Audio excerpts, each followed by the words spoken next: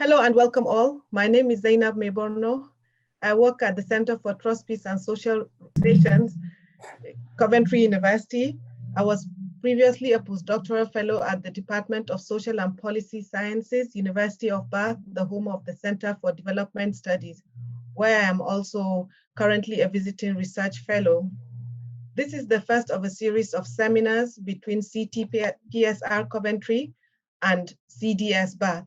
The reason for getting together is to share research interests with a view to potential collaborations in terms of research, publications, among other things.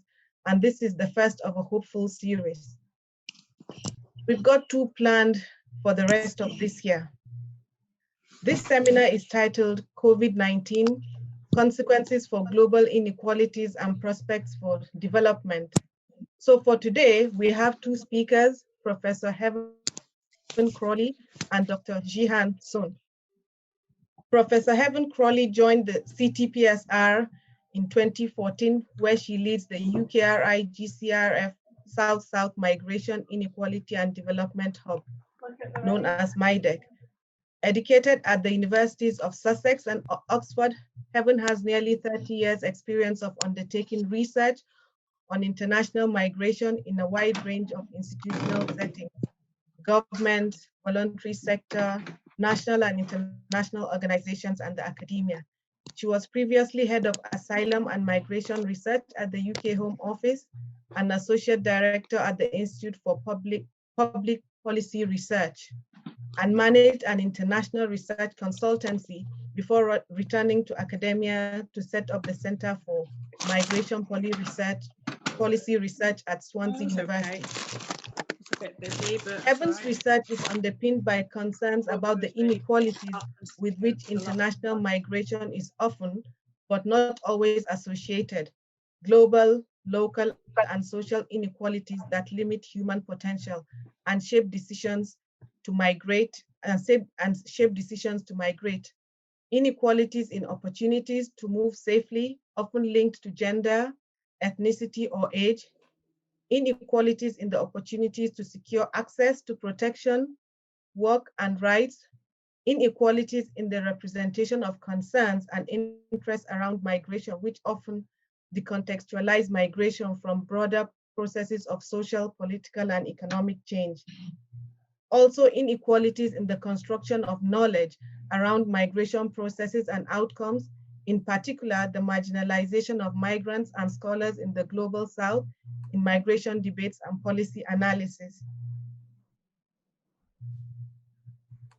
She is particularly interested in better understanding the relationships between migration and inequality in the context of the Global South. Our second speaker, Dr. Yixian Sun, is a lecturer in international development at the University of Bath. He studies transnational governance, environmental politics, and sustainable development. His research seeks to explain whether and how different types of governance initiatives can help emerging economies and developing countries achieve sustainability transitions. He has also conducted research on public opinion on sustainable food consumption in multiple countries. Yixian's recent work focuses on the sustainability impacts of China's development finance in the Global South, focused on the energy and mining sectors. Yixian's work appeared in major academic journals, including Ecological Economics, Global Environmental Politics, Global Food Security, International Environmental Agreements, Politics, Law and Economics, Nature, Food, and the Review of the International Political Economy. Originally from China, Yixian holds a PhD in International Relations and Political Science from the Graduate Institute of International and Development Studies, and was a postdoctoral fellow at Yale School of Forestry and Environmental Studies. Yixian's co-author, Bowen Liu from Fudan University, is also attending this seminar and will participate in the question and answer session. So each speaker will have 25 minutes, after which we will have the Q&A session at the end. I will now hand you over to Heaven for her presentation. Thank you. Thank you, Zainab. Thank you for the introduction and the opportunity to speak to you all at this. So Zainab very kindly introduced me a little bit around some of my interests around the relationship between migration and inequality. So I'm very happy to be here today to talk about that theme, and particularly in the context, of course, of COVID-19, which is something which I know Yixian is also going to be talking about, that links our presentations. I should say by way of introduction that whilst I'm here as director of the MIDEQhub, Migration for Development and Equality Hub, I'm going to be drawing on some of the preliminary research findings of our teams across the world. And they are the ones very much that are driving both the data, the empirical data, and the analysis that we are currently kind of thinking about these issues within the hub itself. So we've got close to 80 researchers altogether, 80 people involved in the MIDEQhub. It's a very big enterprise in 12 different countries, and I'll talk a little bit about the hub during the course of this presentation. Just to tell you where I'm going roughly in terms of the presentation, and I'll try not to take the 25 minutes in total, just to give more time for questions and discussion. But I'm going to begin really by focusing in on the issue of inequality and the rise in income, wealth, and social inequalities, and how those provide the broader context within which these issues of development are situated. I'll then talk a little bit about the relationship between migration and equality, which very much lies at the heart of MIDEQ's work, and then talk a bit about the potential for migration to reduce inequalities in the context of the global south, in the context of South-South migration. Once I've told you a little bit about the work of MIDEQ, I'll tell you a little bit about some of the preliminary findings of our work around the implications of COVID-19 for migration and equality, which, as you can imagine, has been a very dramatic series of consequences since March in terms of the work that we've been able to do. But let's begin first by saying something about inequalities, because one of the sort of starting point for MIDEQ's work is really how little we talk about inequalities. And I don't mean necessarily as individuals, because I think often as individuals we're very interested and concerned about inequalities, but I think conceptually and politically it's a very marginalized focus. And certainly in relation to sort of key issues and challenges, of which migration is considered to be one, I think we very rarely talk very explicitly about the inequality context. So I would argue that one of the biggest challenges facing the contemporary world is ruthless, relentless, and rising inequality. Now, it's a complicated thing to unpack, and we're limited in time in this session to talk about the different forms of inequality, but it is really important to differentiate between income, wealth, and social inequalities, and to better understand the relationship between them. So we know, for example, that income inequality has increased in nearly all world regions in recent decades, but at different speeds. So some regions have had greatest increase in world inequality differences, in terms of the differences between incomes of the richest and the poorest within countries and between countries. And that's a really important finding of the recent World Inequality Report. But we also know that wealth has become increasingly concentrated. So this is not just about income, it's also about wealth inequality, particularly associated with large transfers of public to private wealth over the last 40 years. So according to the World Social Report produced by UNDESA, 1% of the populations are basically doing very, very well because they're increasing their share of income, whilst at the other end of the scale, the bottom 40% are not, although their income is increasing, they're not benefiting as significantly in terms of the accumulation of wealth. And of course, we also know from our work in many of our different areas that there's also very profound social inequalities associated with, for example, gender, race, ethnicity, migrant status for children, the socioeconomic status of their parents. All of these things have a very significant impact and implications for how people are able to be in a particular place, regardless of income and wealth inequalities. So these different and intersecting levels of inequalities that we know to exist in the world. So we see here countries by GDP. So this is income inequality effectively, and the huge differences in income between what you might call the global north and global south. I know those are complex and contested terms, but for the sake of this presentation, I'll use them. And then we have this concentration of wealth. So this is Oxfam's report from 2016. The world's 62 richest people having the same wealth as the 3.6 billion of the world's poorest people. And in 2018, this is the figure. It's the numbers effectively reversed. So 26 people in the world own as much wealth as at this point 3.8 billion people. And of course now another COVID consequence, 2020, I suspect the numbers are even more concentrated. We have Jeff Bezos and Amazon, something like $10 billion a day. So that concentration of wealth has certainly not, as far as I can see, decreased as a consequence of COVID. It has probably increased. And you see these inequalities in wealth and inequalities in income very starkly represented in some of the contexts we're working in elsewhere.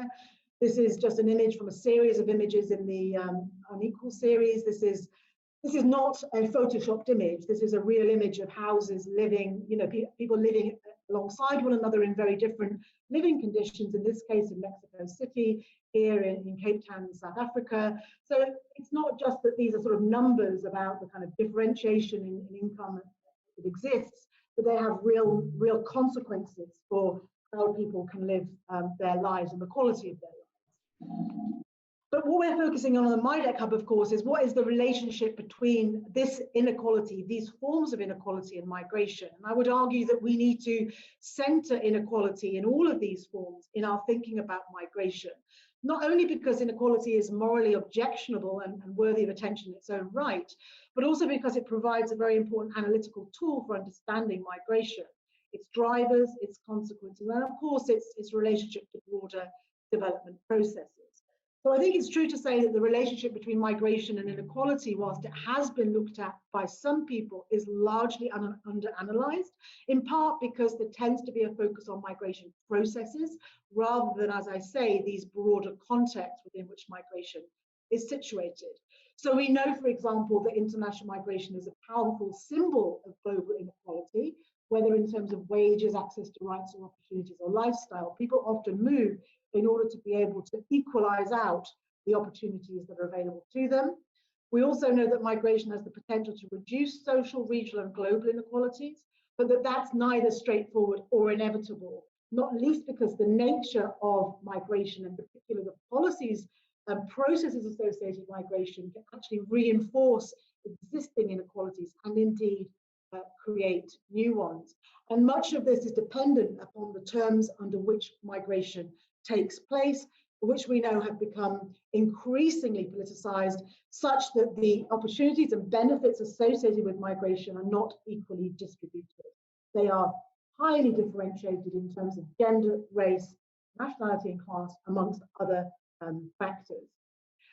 The other factor, of course, is that whilst much of the policy and public debate is situated in the global north, in fact, a lot of the migration, most of the migration takes place between the countries of the global south. So our argument in the MIDEQhub is that if we want to understand migration-related inequalities, which I'm arguing are important, and potentially harness the developmental benefits with which migration can potentially be associated, then we should really be looking at migration in the global south. So we believe that South-South migration has potential, but that potential to, for example, address some of the sustainable development goals in terms of reducing poverty, increasing gender equality, creating opportunities for decent work, and reducing these broader inequalities that I've been referring to in terms of income inequalities in particular. Those haven't been really capitalized upon for a number of different reasons, many of which are specifically addressed by the work of the MIDEQhub. It's really in part about evidence, but it's also about how we conceptualize, understand, and frame the relationships between migration and equality in the context of the global south. And so it's very much this research about situating and embedding, as I say, migration within those broader processes. I'm not going to say much about the MIDEQhub, but given that I'm about to talk about some of the findings of the hub, I feel that I ought to at least tell you what it is. It has this very long, complicated name, which is the source of its funding, which is the UKRI-GCRF, the Global Challenges Fund. And it essentially aims to transform understanding of the relationship between migration and equality in the global south, and also to shift the production of knowledge around those issues so that the issues come to be defined by those in the global south where they take in many places very different forms of consequences. And these are our corridors. And I'm going to be talking now about some of the early implications or findings of our work in relation to two of those corridors in particular, the corridor between Ethiopia, South Africa, and the corridor between Nepal and Malaysia. And I should say that these corridors are not, they're not, they're constructs that help us to be able to undertake the research and to be able to better understand the two-way flows and the impacts in different, both the migration producing and the receiving countries. But of course, this is a very simplified model of what South migration looks like. So moving on to what we know so far about the impacts of COVID. Before I talk about some of the findings from those two corridors, I wanted to say something first about the general situation, because I think it's really important to acknowledge, and all of you I'm sure will be only too aware of this, maybe from your research, but certainly in terms of your personal experiences during this time, that the COVID pandemic has effectively turned the dynamics of international migration on their head. So we had set up this project based on what we knew about the nature of migration in the context in which we were planning on working. And then, of course, come March 2020, everything changed. And it changed in a multiple of different ways. And these are the things that we're currently trying to unpack. So the first thing, of course, and it's now starting to shift in some contexts, is that everybody basically has been forced to stop moving. So, the fact that you can't move as you could previously from A to B, albeit, previously subject to all sorts of immigration controls. Now the physicality of that has become much more complicated or impossible, or certainly expensive if you can do it. And in some of our cases, of course, returns have either been supported in terms of the return, for example, of Nepalis, who are a very big diaspora community around the world, or indeed incentivized and encouraged in places like Jordan. Where people are being incentivized to return, in this case, back to Egypt, where we're also doing research. So I think it's clear, even now, 8 months into the pandemic, that COVID has not been a great leveler. People have said, oh, well, everyone's affected by COVID because none of us can move, and it doesn't differentiate between rich and poor in terms of who gets the disease, and it kills people. It does all of those things, of course, but our ability to survive that is undoubtedly unequal. And so rather than being a leveler, it's actually amplified existing inequalities and, I would argue, created new ones. This is a quote from Antonio Guterres, the UN General Secretary, just a few months ago. And I think, other people Arundhati Roy and other people have spoken about the COVID as a sort of portal into a world that we might like to see, in which there's less environmental damage, more equality, etc. But I think this quote also kind of really captures, for me, the essence of some of what we're seeing, which is that COVID-19 has been likened to an X-ray, revealing fractures in the fragile skeleton of the societies we've built. So it's not as if these things that we're seeing are new. We knew there were these deep-seated inequalities, but it's really bringing them to the fore, amplifying them in ways that we perhaps hadn't been aware of previously, or even if we had have been, it's taken some new or different form. And the pandemic's impact on migration inequalities are undoubtedly very complex. We had a webinar yesterday with 50 or so of our researchers talking about their own work in these areas. And it's clear, for example, that there is a very significant intersection of COVID with these wider social and political processes. So the conflict in Ethiopia at the moment, in the Tigray region, spilling out and into Eritrea potentially, that our Ethiopian colleagues tell us is very much rooted back into the political situation with delayed elections in Ethiopia and protests and riots over the summer. These things are not coming from nowhere. They're coming from contexts that have been affected by the pandemic and spilling over into and exacerbating other conflicts and inequalities that previously existed. So I think there are plenty of examples and more emerging, and I'm going to move us on quickly, first through some general conclusions that we see, and then through the specifics of two of our corridors. I think it's clear that many migrants are in a very difficult position, very precarious often in terms of their income and livelihoods. We know there are very many wealthy migrants, but we also know there are very many poor migrants. And the toxic combination of poverty, the inability to access basic services, and of course the lack of rights, makes it impossible for many migrants to prepare themselves. And if you think particularly but not exclusively of situations in refugee camps. And I know there's been a lot of evidence from, for example, the Rohingya camps, Cox's Bazar in Bangladesh, often exceptionally poor quality of living conditions, lack of running water, limited access to basic medical care, let alone, specialist equipment. The idea that, you should wash your hands, use hand sanitizer, keep 2 meters away from people that are not in your household is simply impossible in these contexts. And many organizations, many humanitarian organizations have indeed been forced to withdraw. We saw at the time of the pandemic, when it started back in March, April, Arundhati Roy again wrote about this at length, hundreds of thousands of internal migrants being forced to return to their homes and literally having no way of doing that other than walking, and many dying on the way.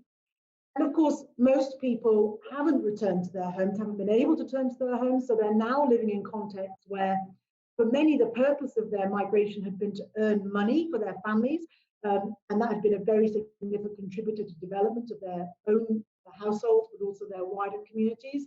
And they're now unable to work, subject to mobility restrictions, and of course, subject to living in countries where there is very significant economic downturn, with all the consequences of that in terms of the environments in which they would have been able to make a living. So there's almost certain to be a significant downturn in global remittances with ripple effects for communities across the global south. And I think we also need to note, and this is not limited to the global north, that some governments are very much dipping into their migration control toolboxes to demonstrate the robustness of their response to COVID. For example, blaming migrants for the spread of the virus or building walls to keep them out. And we've seen in Malaysia, for example, certainly the blaming of migrants for the spread, and in South Africa, for example, building walls to keep Zimbabweans out of the country. So the 2 examples I'm going to give you in these concluding minutes are really, as I say, drawn from the work of our colleagues in the Global South, very much preliminary, but very much highlighting how some of these things are playing out in very complex and sometimes unexpected ways in these 2 particular corridors. So this is drawing upon the work of the teams led by Anita Gamiri and Sengwan Yo in those contexts. And there is a crossover, I think, to Yixian's presentation in terms of PPE and the production of materials, because Malaysia is heavily dependent on migrant labor, particularly for the production of disposable rubber gloves. And whilst the world may benefit from the production of those products, the conditions for migrant workers have not been good. Increased demand, but combined with very poor working conditions. And as I say, the Malaysian government choosing to blame migration for the pandemic, and also using it as a pretext for very severe arbitrary detention and deportation. Meanwhile, Nepali returnees who are returning with the assistance of the Nepali government, and also in some cases independently, they are losing out in terms of the remittances, whilst at the same time being able to enhance and contribute to agricultural productivity in the Nepali context. So again, a sort of mixed consequence, but the downturn in the flow back of remittances, estimated to be around 28%, is already having implications. And Anita and her team have written about, for example, the deeply gendered nature of those impacts, not just in terms of the emotional labor that women are doing within households to support their families in the context of their husbands, sons, and brothers being away, but also in terms of actually having to physically pick up the consequences of having less household income for themselves and their families. In Ethiopia and South Africa context, again, very clear consequences, but very complex and difficult to unpack. At this stage, more than 3 million Ethiopians live abroad, and South Africa is Ethiopia's major destination for South-South migration. Not surprisingly, remittances again make a major contribution to the macroeconomic balance in Ethiopia, really important force and much needed source of foreign exchange, and a significant income revenue. There has been an unprecedented decline in the flow in remittances, but again, it's not equally felt. Why is it not equally felt? Well, the flow of remittances is not equal into Ethiopia. And so some of the regions in which our teams led by Deraji Faizi and his team there are finding is that in the regions like Hassana in the south, there are particularly serious and significant consequences because those are regions which historically have sent more migrants to South Africa, and therefore the downturn in remittances is particularly significant there. And at the same time, there's been a national lockdown in South Africa, which has caused many of the small businesses that were run by Ethiopians, but also South Africans, Zimbabweans, Cameroonians, to collapse or find themselves on the verge of bankruptcy. So they are susceptible in any cases in South Africa, as we know, to exclusion, stigma, and discrimination. But then the government in South Africa has also implemented this citizenship-based criterion for social support, which means that many migrants are not able to access the kinds of social support that's been made available for the wider community. So again, increased inequality between migrants and non-migrants in terms of who can be protected in terms of the social protection in the context of COVID. And again, the impacts appear to be deeply gendered. So we're hearing from Faisal Garba, who leads our work in South Africa, about the stigma and that women, in particular women D4Cs, are facing, especially where their status within the South African context is not recognised. So by way of conclusion at this point, we don't have a conclusion because this situation is far from over. What I've tried to present today has really just been an overview of, firstly, the relationships as we understand them between migration and inequality, and the particular forms that we think that they could take in the migration context, in the South-South migration context in particular, but also to give you a little flavour of when I say that inequalities are being amplified by COVID, some of the forms that amplification is taking. And as I hope you'll have seen from the presentation, the very complex, nuanced and interconnected ways in which those inequalities intersect, so that it's not just about a reduction of income, it's about how those reductions are unequally distributed and can then feed into other inequalities that already exist, and indeed, contribute to conflict, undermine existing developmental processes, really very much about situating that within the broader context of development more generally. That's our website if you wish to have a look, and you can follow us on Twitter as well, of course. But I'll stop there and look forward to any questions and discussions that follow later. Thank you. Thank you very much, Heaven. Very interesting and thought-provoking discussion on the relationship between migration and inequality, and in particular, the rise in income, wealth, and social inequalities, which, as Heaven presented, requires more attention, especially how the related consequences within the migration context. The next, we'll now hand over to Jihan for the next presentation, and at the end, we will take the questions. Over to you, Jihan. Okay, thank you very much. So my name is Yixian Sun. I'm lecturer in international development at the University of Bath. It's my great pleasure to join this seminar jointly organized by CTPSR at Coventry University and CDS at the University of Bath.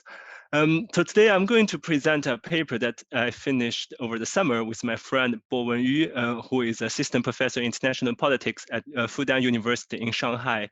The paper is about China's medical or humanitarian aid in the current pandemic and its implications for international development or development cooperation.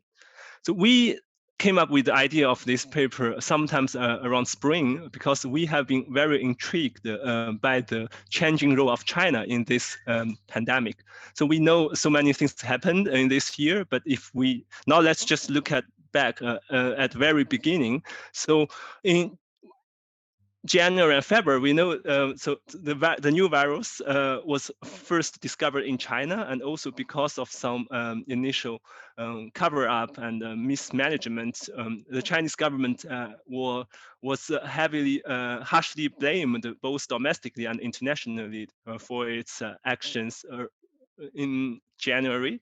If I want to remind you, like this headline of New York Times article shows that states that coronavirus crisis shows China's governance failure. So that was the tone around in January or until mid-February.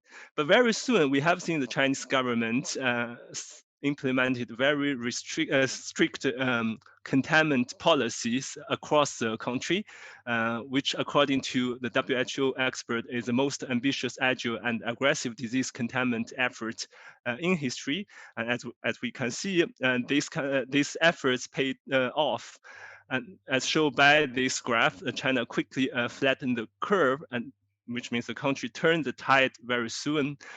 However, when we have seen China was able to control the virus, and we have seen the decline of the cases and also the death toll since late February, early March, the pandemic started elsewhere, first in Europe, but also in the other parts of the world. And then what is interesting is that then the media discussion quickly shift to China's international actions, mainly because of the important role of China in global supply chains of critical medical equipment. And actually, as soon as China began to slow down the spread of disease within the country, around late February, China has started to send medical equipment and also medical experts to across the globe to help other countries to fight against the pandemic. And we have seen here some pictures about the arrival of Chinese equipment, but also there was this here I show the picture in Pakistan, but also in the arrival of equipment and medical teams in Europe, like Greece and also in Italy. So so there are a lot of discussion about China's international actions in this pandemic and the kind of development aid or assistance that China provided. And also we have seen a very strong commitment that China has made. For example, in the World Health Assembly in May, the Chinese President Xi Jinping committed to provide $2 billion in development assistance to help other countries to combat the virus. And also promised that the vaccine developed by China will be a global public good. So then we have seen so many discussion about the changing role of China in international development due to the crisis, the pandemic. But of course, these actions has triggered a lot of controversies, especially in media. On the one hand, so many outside of China, the Western media and in Western media, a lot of experts or China watchers were very worried about China's changing role in this crisis and concerned that China would take advantage of the crisis or the.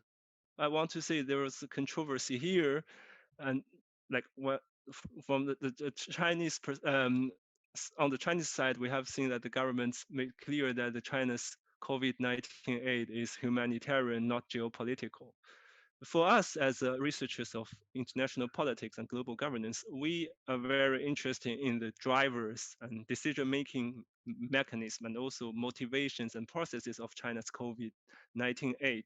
So we really want to know, has China intentionally leveraged its humanitarian aid in this crisis to increase its global influence? Or put it differently, to what extent does COVID-19 change China's approach to development cooperation? So we are particularly interested in two new trends. So one is whether China intentionally seek geopolitical interest in delivering aid in this crisis, and secondly, whether China has the intention to take a leadership position with a Chinese model of development or development aid or Chinese knowledge. So what we did in this paper, we did two things. So one, we try to collect data on the countries where China has donated medical equipment and send medical expert teams, and try to use statistic tools to identify the factors that shape the distribution of China's aid.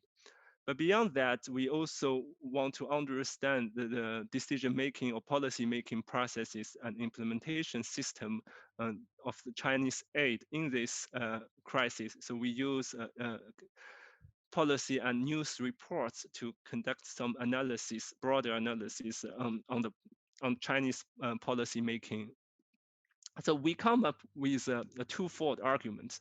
So first, we find that China's medical assistance in the current crisis is largely follows its pre-existing foreign aid policy developed in the post-79 era, which is the opening up and reform era of China.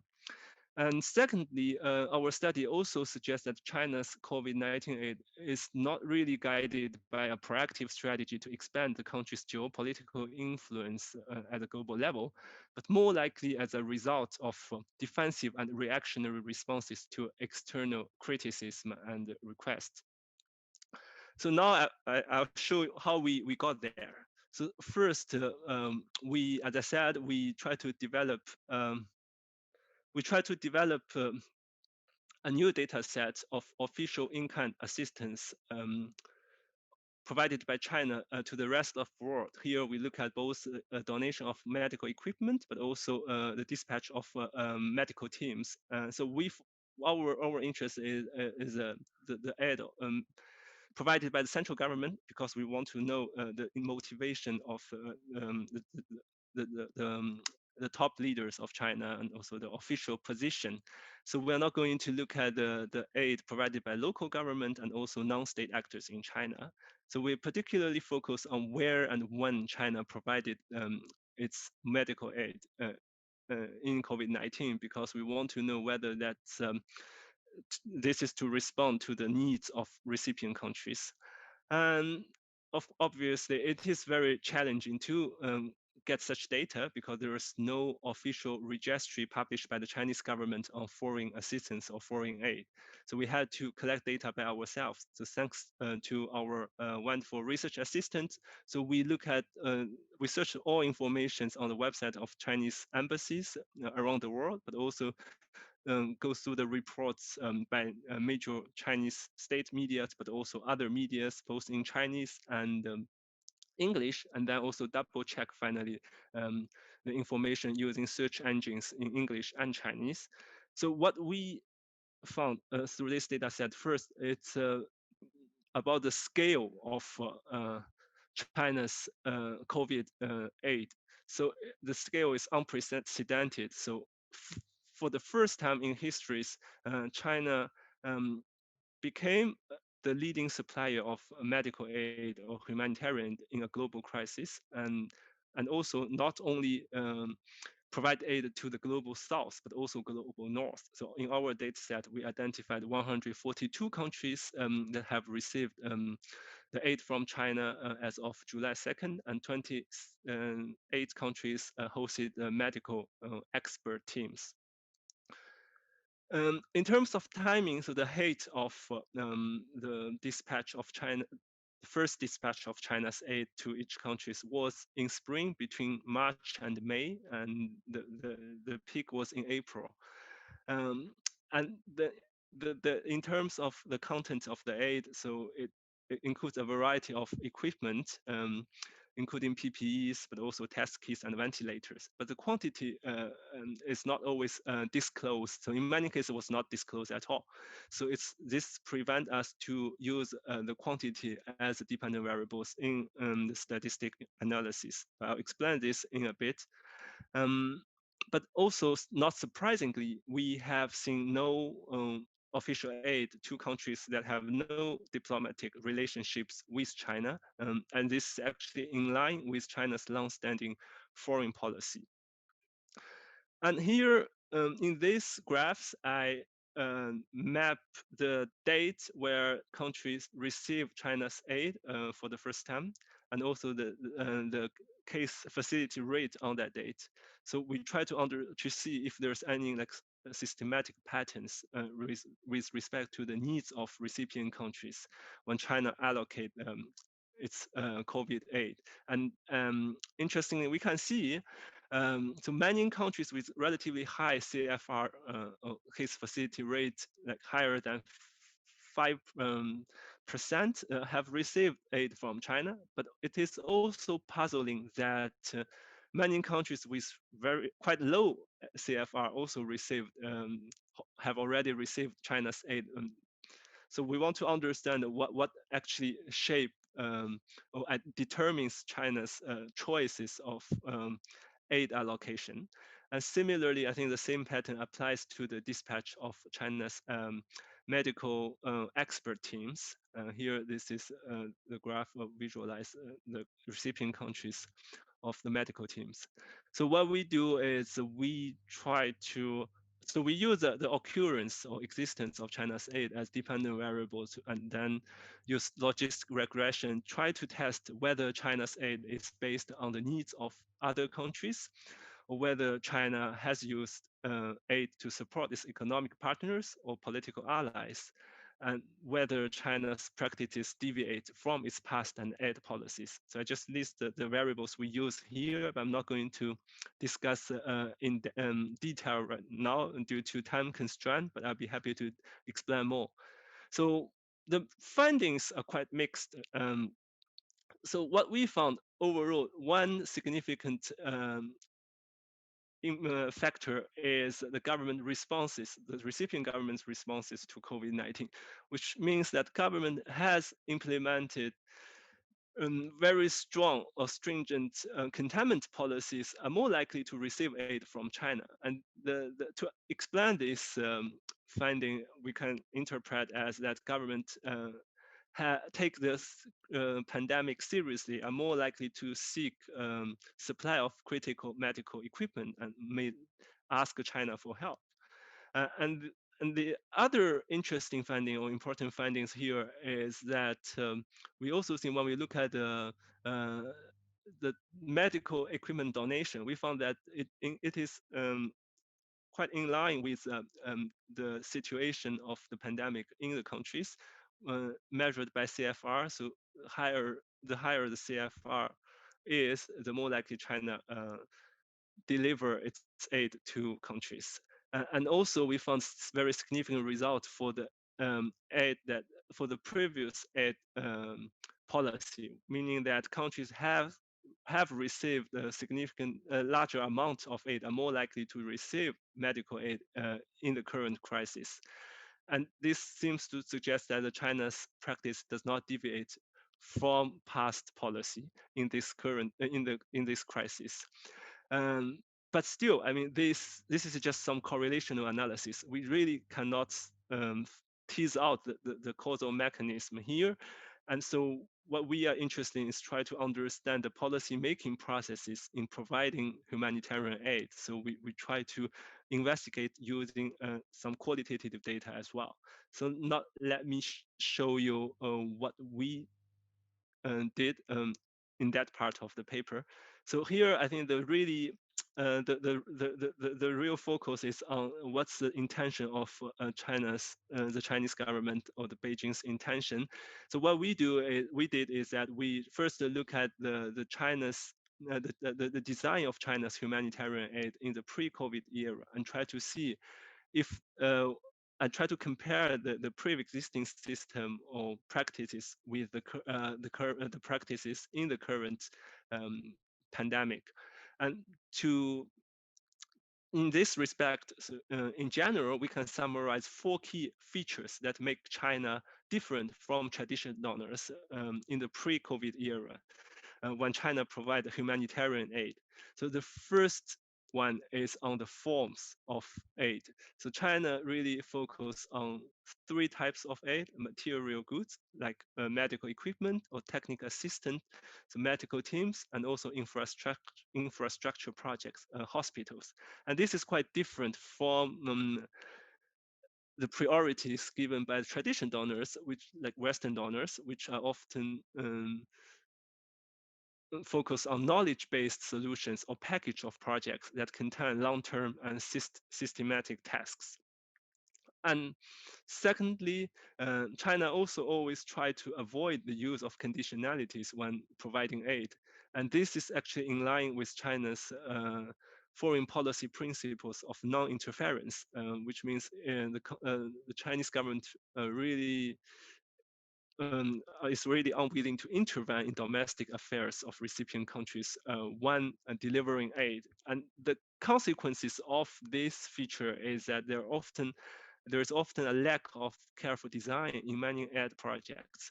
In other words, this is a very conservative design of foreign aid, and which is an extreme way to operationalize the mutual respect and equality principle of China's foreign policy. And the third feature is to emphasize more on actions than communications. So this means that the Chinese government often led the recipient countries to dominate the project design, where the role of the Chinese donors just to help them to implement this project. And there is also a lack of communications when implement the project on the ground. And last but not least, China always emphasizes the mutual benefits while providing aid. For example, the Chinese expats and companies can always benefit from aid projects, and this has been also recognized by the Chinese government. And in other words, when providing aid, the government always try to seek to find a balance between self-interest and altruism. I think this is a very distinctive feature of China's aid model, because in Western or traditional aid models, often aid is just like a kind of altruistic tours just to help other countries, whereas in China, it has been interpreted differently. So what we do is taking this in mind, so these features in mind. So we look at what are the practices of China when delivering medical or humanitarian aid in the COVID-19 crisis. So we found something old, which means like a lot of practices actually follows the pre-existing system or model. So first, it's a continuous fragmentation of policy-making processes. So on paper, the authority is still shared by several ministries in China at the top level, at least three. So Ministry of Foreign Affairs, China International Development Corporation and agencies, which is a new agency established in 2018, and also National Health Commission, because this is a health-related crisis and it's a global pandemic. And we haven't seen like a lot of top level management, almost none. Actually, there was no report from any high level policy meeting in Beijing since the outbreak of pandemic about foreign assistance or foreign aid until now even. So in that sense, we could see there's still no like top level design. And some examples could actually support this practice. One thing I would like to highlight here is the dispute about the quality of Chinese equipment, mainly reported by some European medias. I think we have all heard some news about this before, but what is interesting is that actually a lot of equipment under dispute were not were not part of the China's official aid, or even many errors were not actually a problem of equipment itself, but it's just caused by miscommunication about how to use. And this actually shows again that there is a lack of communication between the Chinese donors and recipient countries. Another very telling example is the opposition of a local doctor association in Nigeria when Nigeria government announced that China will send medical expert teams, and this association was very opposed, and as a result, the Chinese government withdrew that team and then decided to ask a company to send a team there. And this case again suggests that when allocating the medical aid during this crisis or this pandemic, the Chinese government is still underprepared with respect to the assessment of local situation and communication with different stakeholders in recipient countries. And the other long-standing feature in this crisis is, again, the emphasis on balancing altruism and national interest. And the examples include the emphasis of some Chinese medical teams that their main duty is to help Chinese nationals in the recipient countries. However, at the same time, when we look at what China has done in the current crisis, to provide humanitarian aid, we have also found something new or some new or some emerging patterns. So the first one is that the Chinese government or actors in in the Chinese government have become more active to promote Chinese solutions. For example, the China Center for International Knowledge Development, which is a government-sponsored institutions, has offered other countries anti-COVID-19 strategies, policy strategies, in addition to like medical equipment. And the other example is that many medical experts have actively promoted Chinese medicine as part of diagnosis to COVID-19, especially at the early stage of the pandemic. And the other interesting new pattern is that we have seen more communications when China deliver its aid in the COVID-19 pandemic. We have seen a lot of Chinese ambassadors in recipient countries to underscore the international solidarity and the need to depoliticize the pandemics when talking to media and talking about the China's international efforts to help other countries.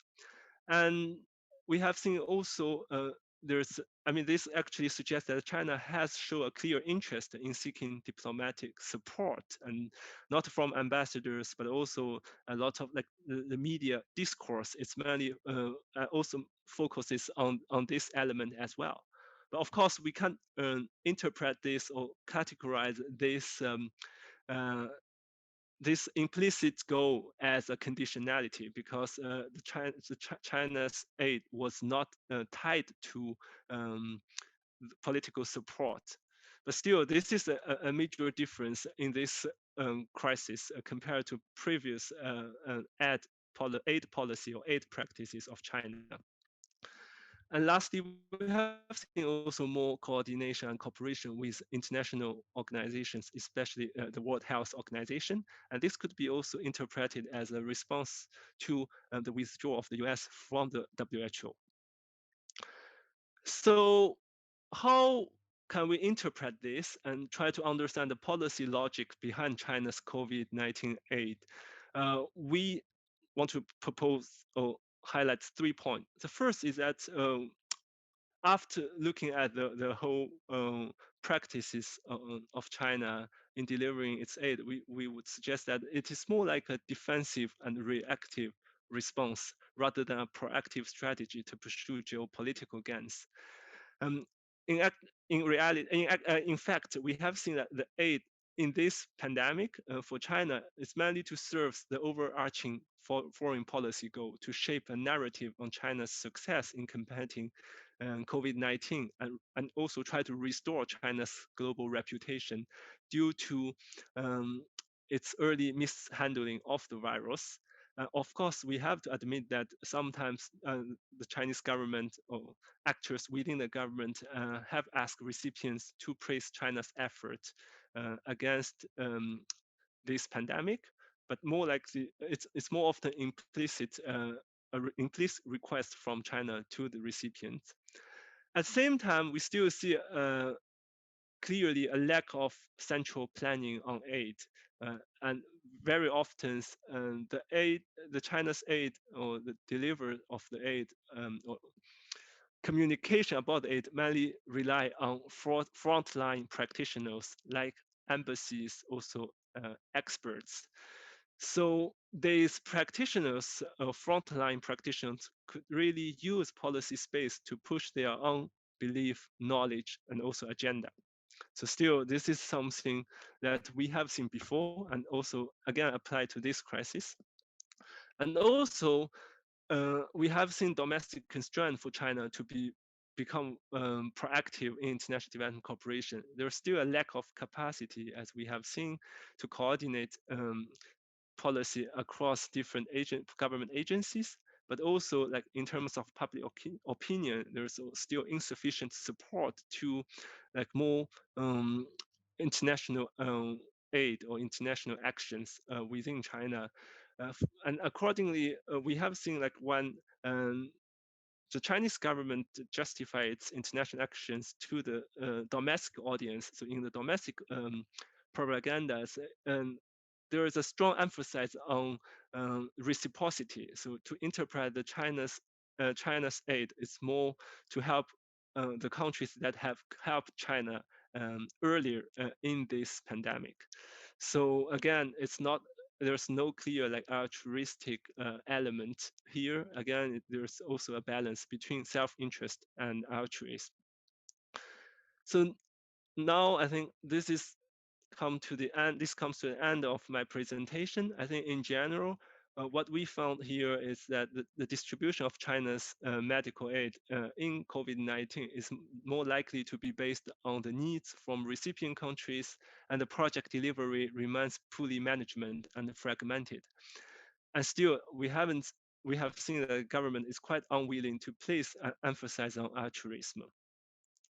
And in other words, if we believe in a lot of media discussion that China is becoming a new leader in international development, and due to this crisis, China itself has actually been underprepared to take this position, or has only taken it in a passive way, if we believe so. And what we want to provide as a recommendation here is that we believe that because of the still like unperfect aid policy making system in China, the world will better benefit from development cooperation if traditional donors can strategically engage with China and help China to better design its aid policy. I'll stop here, and thank you very much for your attention. And we are still revising this paper, so any comments will be welcome. Thank you. Thank you very much for your presentation, Jihan. Another very interesting and thought-provoking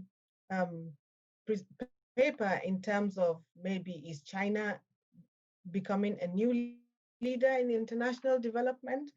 The presentation focused on China's response to the global pandemic in the form of development aid to help other countries fight the virus, which according to the Chinese government is a humanitarian response.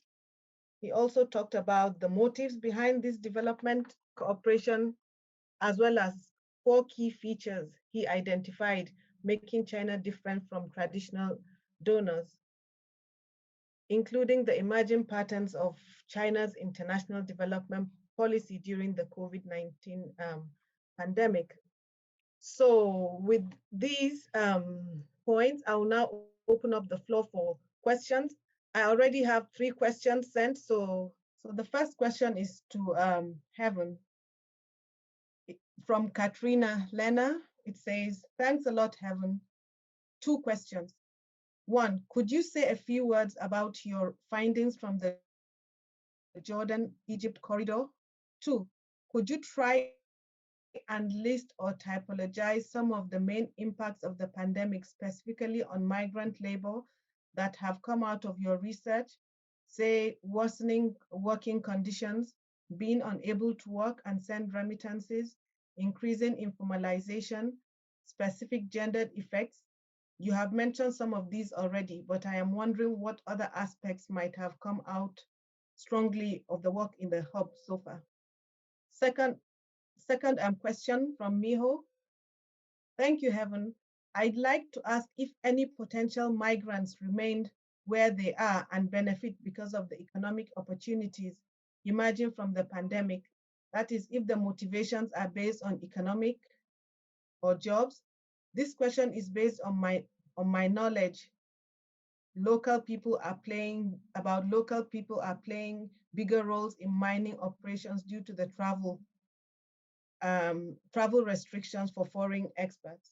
Thank you. So first 2 questions. Thank you, Zainab, and thank you, Katerina and Miho, for the questions. I noticed one other question in the chat, I think from James, around the issue of remittances. So maybe I'll take that at the same time, because I think it's connected particularly to the question that Katerina raised, if that's okay. Just by way of introduction, I think it's really important to say that MIDEQ's data collection was really supposed to begin in March. Okay, so what's happened as a consequence of the pandemic, aside from, of course, the huge implications for migrants themselves, is that the work has not proceeded in the way we had anticipated. And in fact, we've had to do a lot of rethinking about the kind of research questions that are pertinent in this new context. So in response to all three questions, I think it's really too early to say because we just simply don't have the data yet. There's some face-to-face data collection that's starting in, for example, China at the moment. We've got some ongoing work, and there's some online work that's starting elsewhere. But much of what we have, I should have said the last slide or second to last slide that I showed was a series of blogs that our research teams have been putting together. I think we've got about 35 blogs so far on emerging anecdotal evidence from the different contexts about some of the issues. And again, in our meeting yesterday, we heard some new evidence.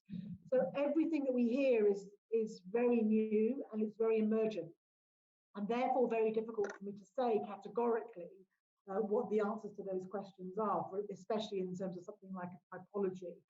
I think what was clear from the discussion yesterday is that, particularly around the issue of remittances, which of course is always a big focus of a lot of people's interest in South-South migration or migration and development more generally, is firstly there tends to be sometimes an overemphasis on remittances at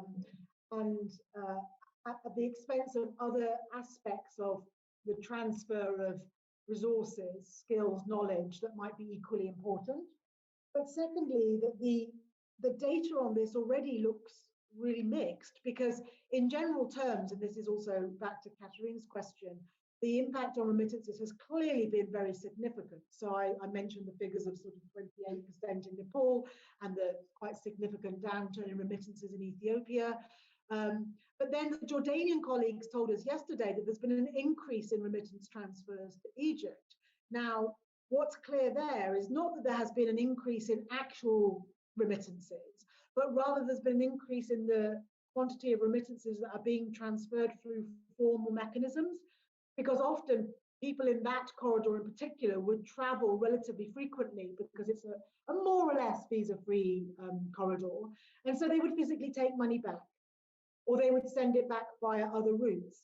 Now, because all the remittance structures have changed, because the way that people exchange money has changed, because as Catherine Jones and her team's work shows, the nature of intermediaries is changing, then even understanding how much money people are transferring is not straightforward, because the mechanisms for transfer are different than they were before, because the physicality of movement has changed. So I'm really not trying to edge out of the question, but just to say that I think you can see some of the data and make big assumptions on the back of it. Actually, the picture is really complicated, and even as we are unpacking it, we are finding new and different things. And because the nature of migration is so different in each of the corridors, the form of those changes will inevitably shift, right? Because you have more or less free movement in Burkina Faso, Cote d'Ivoire, more or less free movement Egypt, Jordan, but very much not free movement in the other four corridors, and different forms of migration that have tended to dominate. So I hope that kind of answers, not very well, but kind of answers the questions from Catherine and James. In response to Miho's questions about, I think this is really about migrant decision making, and we have a whole work package led by Jessica Hagen-Zanker around this, again, being led by the cross-cutting theme, but also led by the countries. Again, probably too early to tell in terms of the data collection, so we don't have any data around this yet, particularly that we can draw upon. Anecdotally, what you say, Miho, probably does make some sort of sense, but it presupposes that who might have migrated is able to benefit from the opportunities that might have arisen as a result of COVID. And often what we see is a disjuncture or a disconnect between the people who are moving and the opportunities that are available. So it's not a homogeneous group that would necessarily benefit from some of those shifts.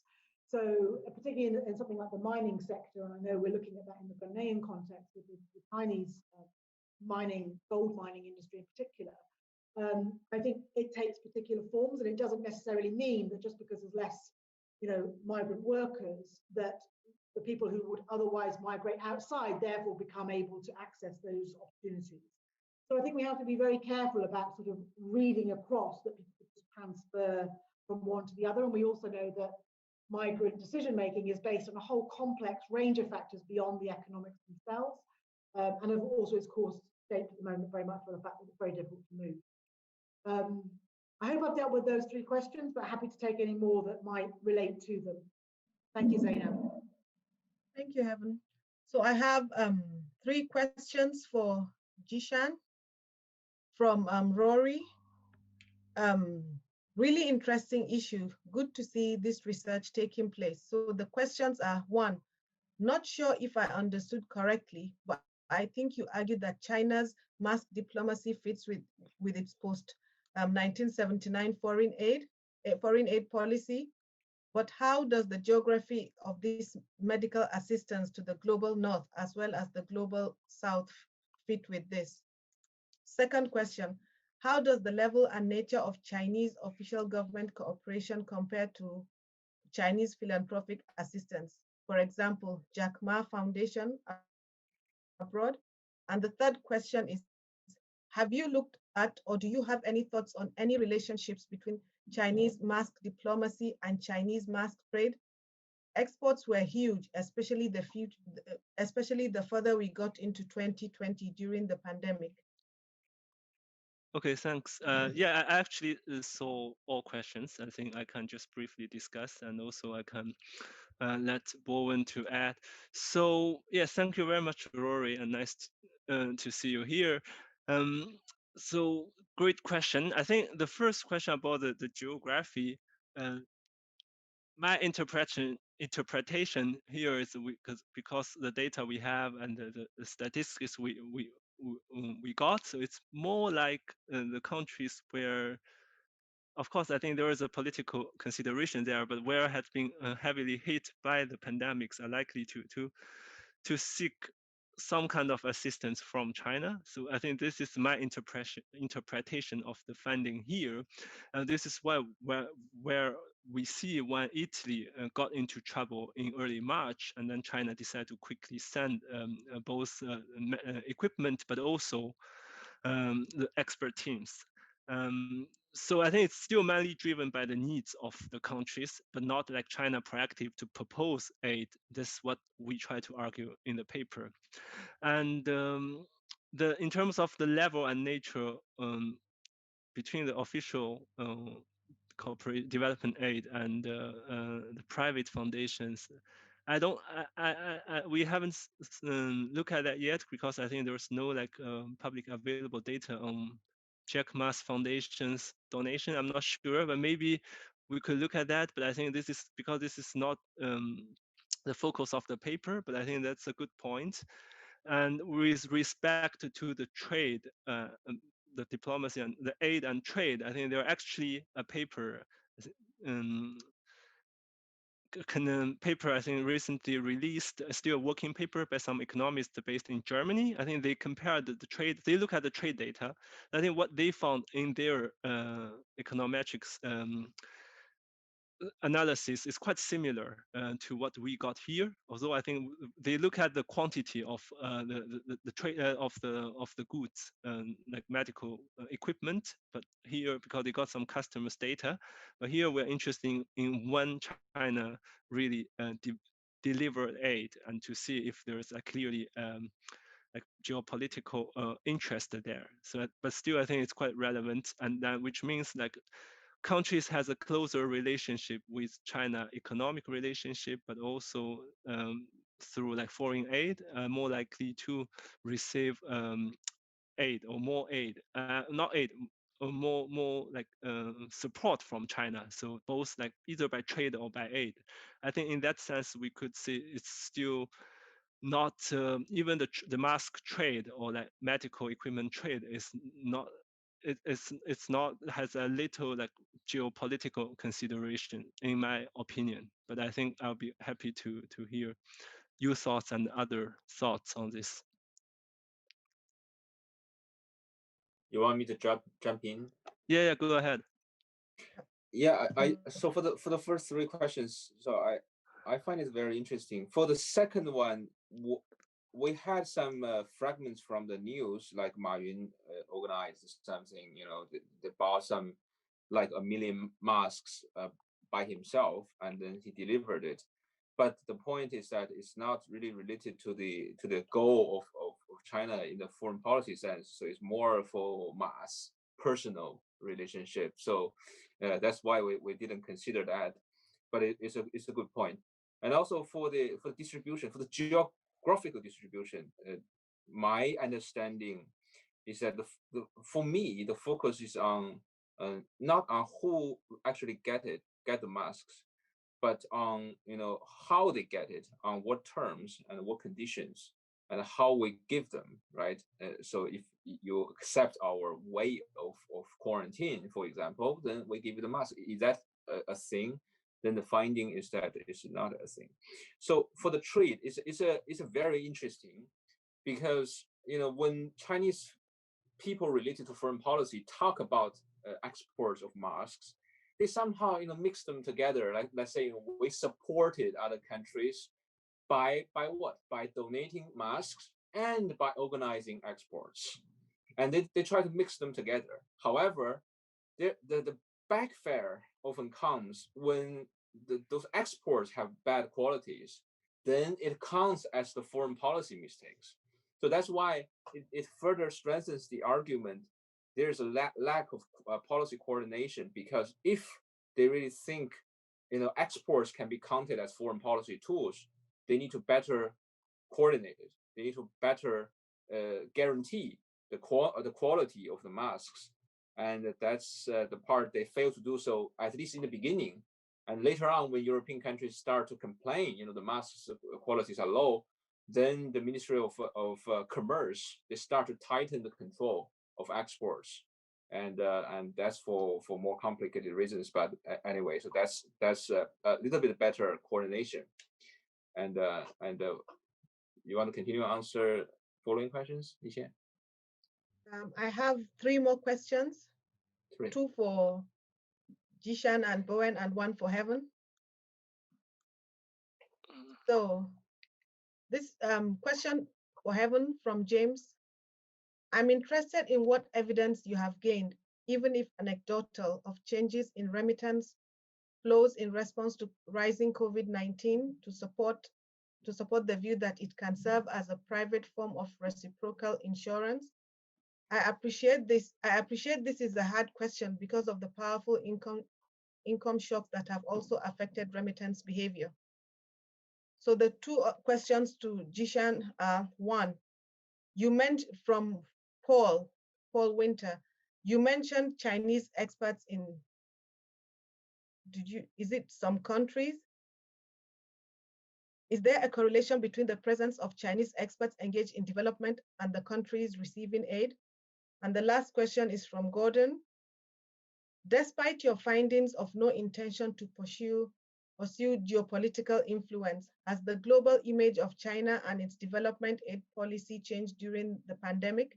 If you could quickly answer the question so that we could round up.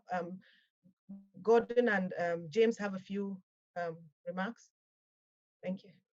Thank you, Zainab. James, I think I answered your question in the last round in terms of the remittances, but is there anything additional that you'd like to push me on? Not that I can necessarily answer, but I mean, this issue about whether the remittances is the main or most important aspect of this, I think is quite interesting, because there is a tendency to over-focus on remittances, but also, it's, as I said in my earlier response, it's quite hard to know what the impacts are at the moment because the form of remittance exchange looks to be shifting in power. That's fine, thank you. That's all right. I hope, I was saying in the chat to others, I hope at some point, once we've gathered the data, we'll be in a better position to answer these questions. I mean, the difficult thing is being in this project at this point with the COVID, the kind of the good news, and it can hardly be called good news, but the better news is that we're incredibly well positioned to get some answers to these questions as and when we can mobilize people in the field or they can be mobilized. And as I say, we are starting that data collection already in some places, and the questions have changed, but I would be more worried if we'd been doing a load of research before COVID and then not be able to say anything that was relevant in this new context. So in some ways, at least being able to gather this data in this new context will be able to hopefully give us some insights into what's happening. So So thanks for your patience, and I'll plug the website again, basically. But also the blogs. I think the blogs are very telling. They're just the sort of emerging anecdotal evidence, but the differences between the corridors already is very clear. And one of the things we really want to do in this project is to unpack this notion of South-South migration, because clearly there are huge differences in context in the global South as they are in the global North. And it's really important that we understand those processes better. So thank you. Okay, let me just quickly take the last two questions. So one for Paul. So I think most the Chinese people overseas, they kind of receive support from the Chinese government by different means, like the health package from the embassy. So every at least every international student, they receive those kind of things. So it may not necessarily have a close connection with the aid, because pretty much every country got this kind of aid. And also for Gordon's question, it's a very interesting question, because for me, my understanding is that China did not change its image, like shaping an image like a new leader, but it did achieve one goal, which is to avoid the worsening of its image, but not by foreign aid, but actually by the bad performance, if I may, of Western countries, especially in the United States. You know, in March, what we worried about is a political crisis in China because of the initial cover-up. But then later on, it turned out for most Chinese people, especially for most Chinese experts, that America is a mess. And then we understand, okay, this is not something that we really can control, you know, as the ideal model tells us. And then the political crisis go away. And that's the biggest achievement, but not by Chinese, but the help of other countries, if I may. Okay.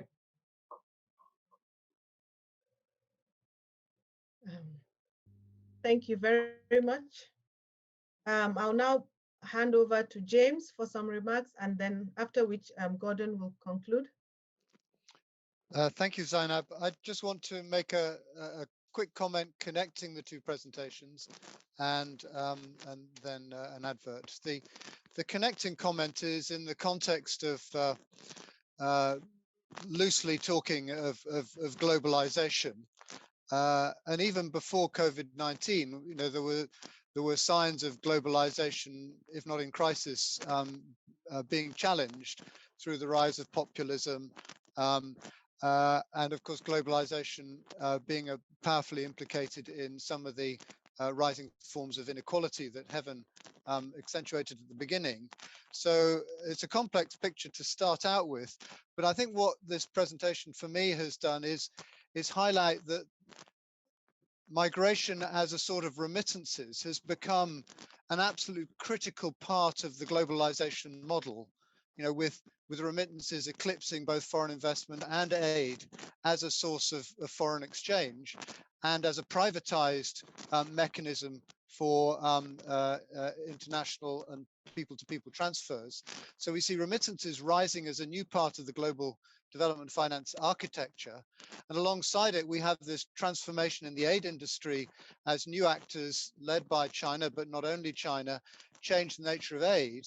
So for me, what COVID is, you know, a massive reminder of the need for capacity to produce global public goods in the context of rising inequality and populism.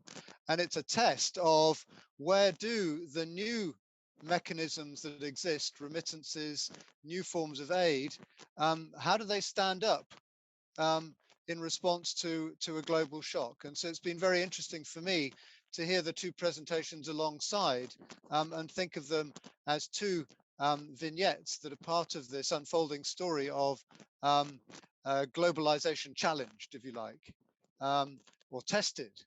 And that takes me to the next joint seminar we have between Coventry and Bath, which is on the 8th of December. We're being joined also by the Institute of Policy Research, where Michael Woolcock will present on reversals of fortune. And he was one of the two lead writers of the 2020 World Bank Poverty and Shared Prosperity reports. And I know that his experience of doing that was powerfully molded by COVID, because when they started drafting the report on global poverty and shared prosperity, COVID hadn't broken. And of course, by the time they had to publish the report a month ago, half the report is about COVID.